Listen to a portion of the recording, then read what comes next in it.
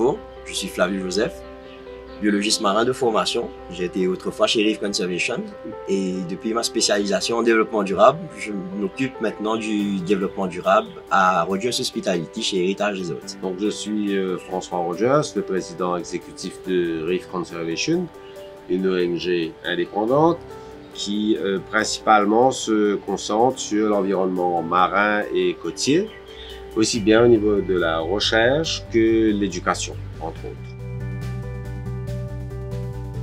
La collaboration avec Rogers et Reef commence il y a 10 ans, avec principalement la mise sur route de Bislamer, qui est une caravane pédagogique qui va d'école en école, mais aussi sur les endroits publics et aussi dans les sociétés pour faire de la sensibilisation sur l'environnement marin et côtier de l'île Maurice.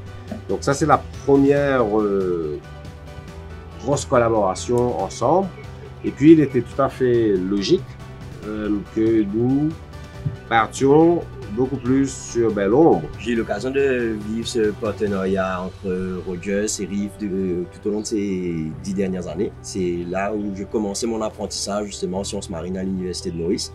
Et je passais la plupart du temps de mes vacances en tant que volontaire dans les ONG, dont Reef Conservation. D'année en année, je me suis retrouvé à être dans l'équipe de recherche sur quelques projets communautaires et scientifiques. Cela m'a donné l'occasion d'avoir vraiment l'aspect des opérations et des besoins de l'ONG. Et 10 ans après, je me retrouve de l'autre côté à continuer le travail qui a déjà été commencé par certains. Ça me donne aussi l'occasion de prendre en compte les besoins de chacun et de m'assurer qu'on se rejoigne à mi-chemin dans ce travail de conservation, d'éducation et qu'on arrive aussi pour le bien de toute une communauté dont moi je m'occupe de la partie de Belle Ombre avec l'apport de Reef Conservation et nos hôtels.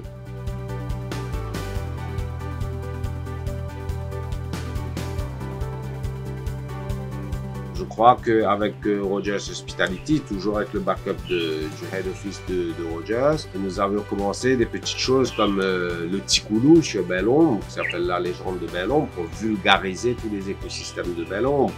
Nous avons monté aussi les premiers Lagoon Directories, les directoires du lagon, pour les hôtels de Belle Ombre. Donc nous sommes rentrés dans cette mouvance pour aller plus loin. Nous avons aussi voulu partager toute la merveille, toute la richesse de Belle Ombre, que ce soit au niveau historique, flore et faune terrestre et marine, avec Belle Ombrepedia. Et puis, finalement, nous partons encore un peu plus loin, c'est-à-dire que nous avons des gros projets au niveau des herbiers, financés par l'Union européenne. Nous avons aussi la restauration de corail par le UNEP. Finalement, nous finalisons actuellement un centre pédagogique éducatif sur l'environnement marin et côtier à Belle Ombre, aussi Beach. Donc c'est une très belle expérience. Je crois qu'on a une belle synergie avec toutes les équipes. Et voilà, ça c'est vraiment en 2 mots. Je peux pas aller beaucoup plus loin, mais oui, voilà, c'est une belle collaboration qui dure depuis 10 ans.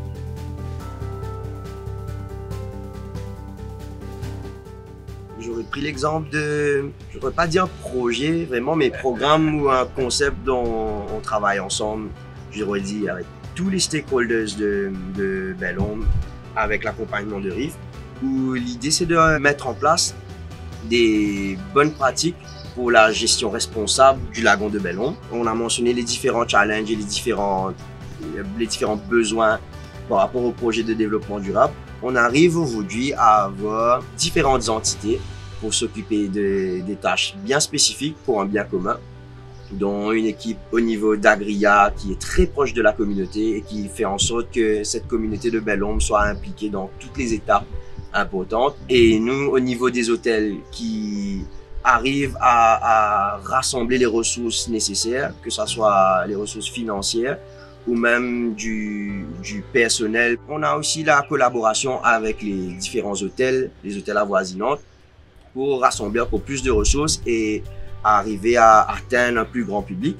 Et entre tout ça, il y a justement Reef Conservation qui assure le lien entre tout le monde et qui fait en sorte que tout soit regardé avec un côté très neutre, à assurer que ça soit vraiment vers un bien commun pour la communauté, pour l'environnement et pour l'économie de cet endroit. Oui, il y a quand même d'autres hôtels. Et enfin, il faut que tous les hôteliers se mettent ensemble pour la région avec la communauté.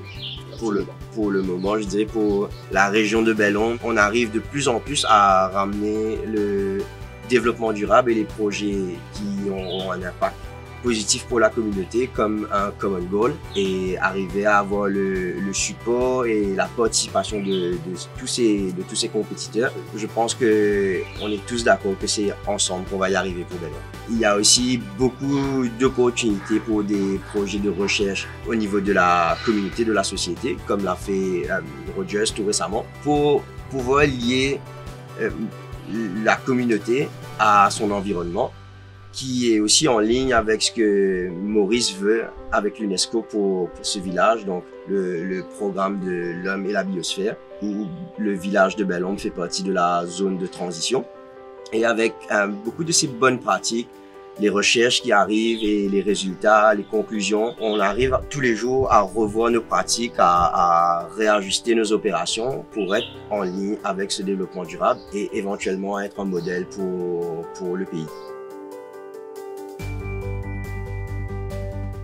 C'est de pouvoir s'adapter aux besoins, aux nécessités de l'endroit, de comprendre comment l'endroit fonctionne, de prendre aussi la globalité de l'île Maurice et de voir quelles sont les urgences. Il faut aussi bien comprendre que nos visiteurs, il faut aussi les éduquer à respecter notre environnement marin et côtier. Il y a une collaboration qui peut se faire avec hôteliers, visiteurs et les gens de la communauté sur place, et bien sûr les enfants. Si on veut vraiment que quelqu'un marche, il faut faire des tripartites. Il faut avoir le côté, on va dire ONG, société civile, le secteur privé et les autorités.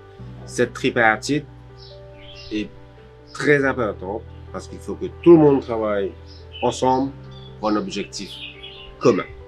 Et comme je l'ai dit tout à l'heure là, cette mouvance doit être aussi bien être intégrée avec l'endroit, les habitants de l'endroit, les gens qui y travaillent et les visiteurs. C'est primordial pour que l'endroit soit respecté. Un des challenges qui est assez propre à Bellombre, c'est que on se retrouve dans un village qui veut atteindre le Green Destination, les Sustainable Destination et démontrer vraiment ses qualités en tant que territoire et faisant partie justement d'une entreprise apprenante. On apprend tous les jours et surtout il ne faut pas négliger l'aspect humain et l'aspect communautaire. Il faut constamment qu'on se rapproche de la communauté avoisinante parce que tout ce qu'on fait impacte sur cette communauté et il est bien d'assurer une résilience pour ce village et cette communauté de chez nous, donc de Bellombre. On le fait de plus en plus, de se rapprocher de cette communauté, de les inclure sur nos projets.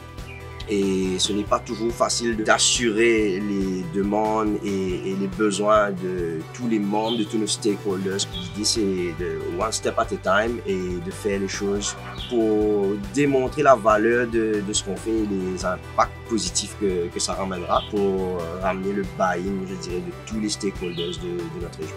L'objectif, je crois, c'est de faire de Bellombre un exemple pour que les autres endroits le suivent. Ça, c'est mon vœu le plus cher. Donc, travaillons dessus pour créer ce momentum.